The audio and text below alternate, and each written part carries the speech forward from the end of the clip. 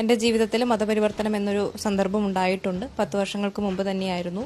അപ്പോൾ ഒരു ഐഡിയോളജിക്കൽ കൺവേർഷന് വിക്റ്റിമാണ് ഞാൻ. പ്രണയം ഒരു ട്രാപ്പ് ആക്കിക്കൊണ്ടുള്ള മതം മാറ്റമാണ് ഉദ്ദേശിക്കുന്നത്. അത് നടക്കുന്നുണ്ടെന്നുള്ളത് പച്ചയായ സത്യമാണ്.